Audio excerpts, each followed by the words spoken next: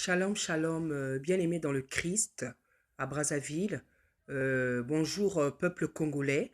Oui, c'est bien moi, la sœur Déborah, l'évangéliste Déborah, la servante de Dieu. Voilà, je viens encore m'adresser à vous ce matin, parce que ce matin, le Seigneur m'a parlé et il m'a demandé de dire certaines choses. Voilà, je suis une servante de Dieu et d'habitude, j'emmène des messages spirituels, mais je vois que le Saint-Esprit commence à m'emmener sur tout un autre registre. Voilà, donc comme on a toujours l'habitude de l'obéir, eh bien, on va continuer à l'obéir. Donc, tout à l'heure, c'était un message adressé à la classe politique. Là, je viens m'adresser à tout le personnel de santé à Brazzaville, dans les hôpitaux, notamment au CHU, voilà, à l'hôpital général. Voilà, je viens m'adresser au personnel de santé, que ce soit les infirmiers. Je ne mets pas tout le monde dans le même sac, mais je sais que la majorité sont dans les mauvaises œuvres, les œuvres ténébreuses. Donc que ce soit aux infirmiers, que ce soit aux internes, que ce soit à ceux qui ont des postes même plus élevés, aux cardiologues, aux chirurgiens, aux sages-femmes, le personnel de santé, ceux qui sont dans les mauvaises œuvres, pour être plus direct, ceux qui sont dans la franc-maçonnerie et qui profitent de ce travail-là, des postes que vous avez pour sacrifier des vies humaines. Hein? En néonate, en gynécologie, hein? Y en a qui sacrifient des vies humaines, il y en a qui font mourir des bébés exprès. Hein? Et à l'hôpital général, c'est devenu une véritable chaudière, c'est devenu une véritable, je sais même pas comment dire, c'est un endroit où on n'arrête pas du matin au soir, comme je dis, sacrifier les enfants, sacrifier les personnes. Hein? Les nourrissons, on les sacrifie. On sacrifie même les fœtus. On sacrifie les embryons pour ceux qui ont besoin du sang, pour avoir des postes. Hein? Les bébés qui naissent sont sacrifiés. Ils n'ont même pas une heure de vie, sont sacrifiés par différents personnels de la santé. Des sages-femmes qui se vengent sur le lit d'accouchement d'une femme parce que soit parce qu'elle est sa rivale, soit parce qu'elle est sortie avec son mari. Vous attendez que certaines femmes mettent au monde pour vous venger, pour tuer la femme ou l'enfant parce que cette femme-là t'aurait trempé avec, ton mari l'aurait trempé avec toi. Mais ma sœur bien-aimée, je sais pas si je peux t'appeler sœur. Si ton mari te trompe aujourd'hui, c'est que c'est pas un homme sérieux. Donc ne cherche pas à ôter la vie à une femme, à un nourrisson, parce que ton mari t'a trompé avec la femme qui est en train d'accoucher. Si ton mari t'a trompé, laisse-moi te dire, c'est parce que c'est pas un homme sérieux. Hein? Les nourrissons sont sacrifiés du matin au soir. Dès qu'on arrive à l'hôpital, on arrive avec un petit bobo et jamais plus on entend parler de vous. Les gens arrivent avec des maux de tête. Après, c'est le sang de la mort qu'on entend. C'est le sang des pleurs qu'on entend. Les gens arrivent avec un mal de ventre. C'est le sang de la mort, des pleurs qu'on entend. Les gens arrivent avec un petit bobo du rien du tout, hein, qui peut être soigné. Mais après, ce sont des cris des mères qu'on entend. Ce sont des cris des femmes qu'on entend. Ce sont des cris de pleurs des enfants qu'on entend. Ce sont des cris des maris, des hommes qu'on entend.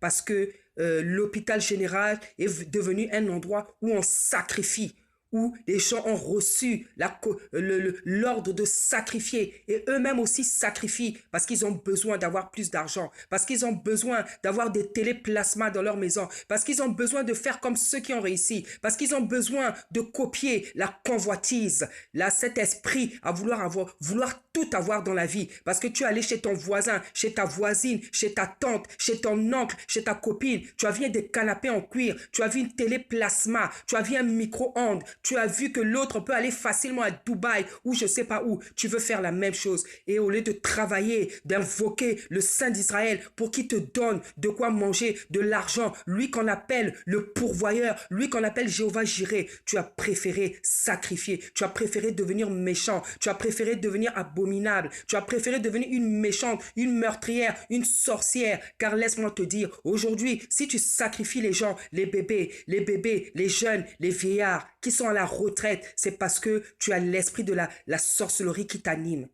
Il n'y a pas un autre mot, mon frère, ma sœur.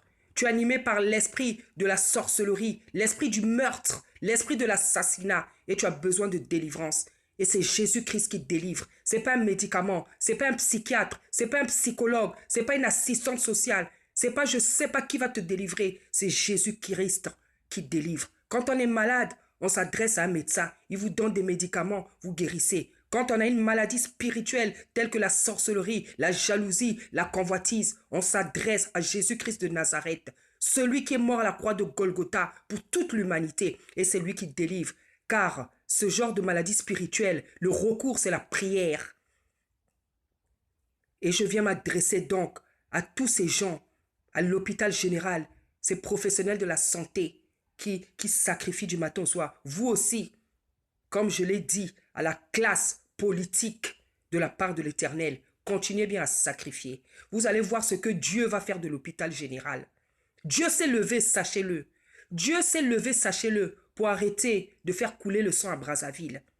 Et vous, les sages-femmes, qui attendez de régler votre compte quand une femme accouche, vous allez voir ce que Dieu va faire. Vous qui attendez les enfants qui naissent et qui voulez les tuer pour vous venger, vous allez voir ce que l'Éternel des armées va faire. Vous allez voir ce que l'Éternel des armées va faire. Tuer, sacrifier, c'est devenu comme un jeu pour vous. Tuer et sacrifier, c'est devenu comme un jeu pour vous. Et pourquoi? Pour de l'argent, pour une téléplasma, pour des belles chaussures, pour un portable. Vous sacrifiez des vies humaines. Mais Dieu est venu arrêter ça. De la même manière que Dieu va commencer à s'occuper de tous les domaines au Congo-Brazzaville, que ce soit de la politique, l'économie, à la santé, dans les prisons, dans les marchés, à tous les niveaux. Vous allez voir davantage la main de l'Éternel. Ce n'est pas que Dieu n'agissait pas, mais les gens étaient dans l'ignorance. Mais les gens se réveillent maintenant, parce que Dieu envoie des gens dans tous les sens. Dieu envoie les jeunes, Dieu envoie les femmes, Dieu envoie les hommes, Dieu envoie des vieux, des vieillards pour parler. Même s'ils n'ont pas la possibilité de parler par Internet, Dieu fait son travail dans chaque famille maintenant. Et chaque famille congolaise est au courant qu'il se passe quelque chose qui n'est pas normal dans le pays. Le sang coule à flot. Le sang du sacrifice, de la méchanceté, de la sorcellerie, le sang du sacrifice est en train de couler. Et ce sang crie comme le sang d'Abel. Ce sang crie autant que le sang d'Abel. Et Dieu d'Israël est en train d'agir. Ne vous inquiétez pas. Continuez à sacrifier les enfants à l'hôpital général. Vous qui pensez que ce sont vos enfants. Vous qui pensez que c'est vous qui donnez la vie aux gens. Vous, les sages-femmes, comme vous recevez les gens qui viennent au monde, vous pensez que vous avez la direction, le contrôle de la vie des gens. Continuez. Vous allez voir maintenant ce que le Saint d'Israël va faire à vos familles. Continuez à tuer les enfants des autres. Vous allez voir ce que Dieu va faire de vos enfants. Continuez à tuer les enfants des autres. Continuez bien à tuer les enfants des autres. Vous allez comprendre que Dieu s'est levé à Brazzaville. Pas qu'il dormait, pas qu'il était assis. Mais il y a plus de voix maintenant qui pleurent. Le peuple de Dieu pleure. Les serviteurs, les vraies servantes pleurent. La vraie église du Congo pleure. Et l'Éternel des armées entend les cris de ses enfants. Il va se lever.